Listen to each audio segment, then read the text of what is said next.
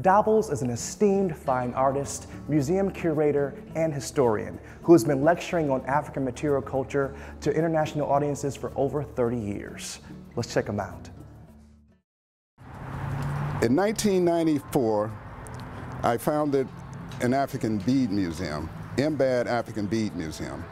And the goal was to exhibit the history as it relates to African beads.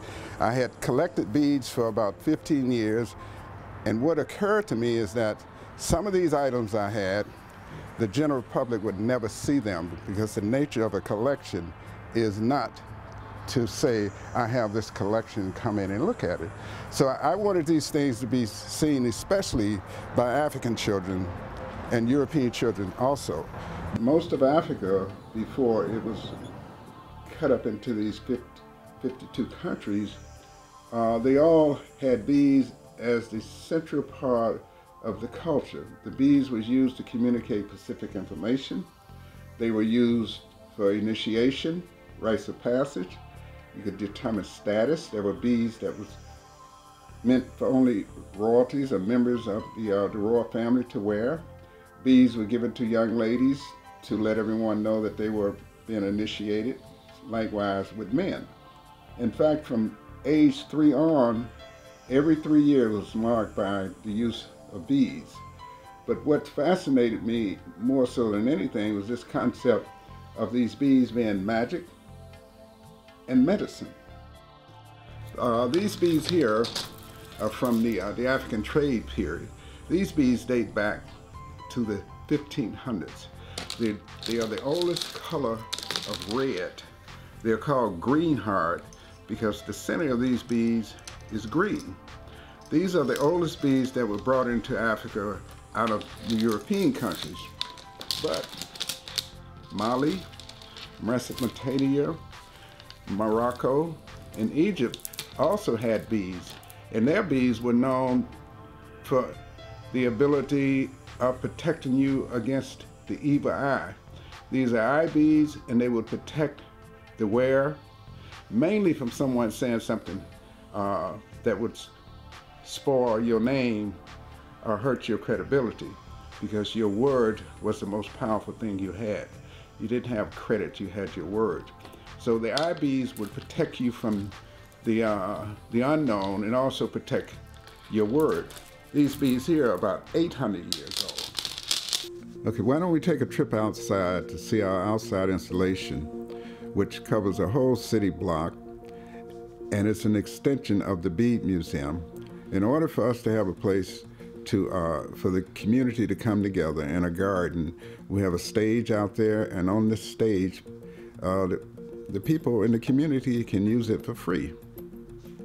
Behind the stage is the first installation we built, which is called Iron Teaching Rocks How to Rust.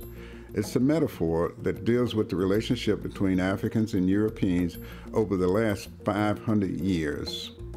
One day I was out there, I picked up a piece of concrete slab that had an iron rod protruding out of it. And that iron rod had stained the brick. So I said, oh, Iron Teaching Rocks How to Rust. So that began the genesis of the installation out there, which is a very serious part of our history that we can't really put into history. We try to keep it alive and attach personal events to it. So, but history is supposed to teach you, not to keep you all upset and angry and stressed out. In the eyes of the Nkisi, there are mirrors.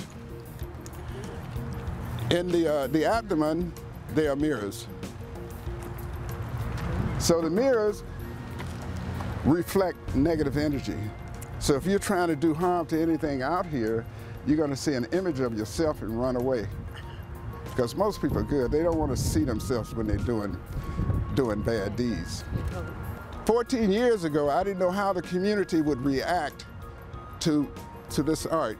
We have a tendency to want things to remain the same. So I put all this other world stuff out here to send people on an imaginary trip for a few minutes. And that's enough energy to carry you a week, just to break out of reality for a little while. Then Kissy. The circle and the dot up top, you probably recognize it from Target. But Target copyrighted, but it's an ancient African symbol that represents all of those who came before us, our ancestors. Kind of simple with the way symbolism just simplifies stuff. All the dots and things that you see out there, that represents all the children. So you are always sandwiched between those who came before you and those you're preparing to leave this place for. Whatever I say to you about these beads, you will not be able to erase that and you won't forget it, because that bead would act as a trigger to remind you of this day and what occurred here this day.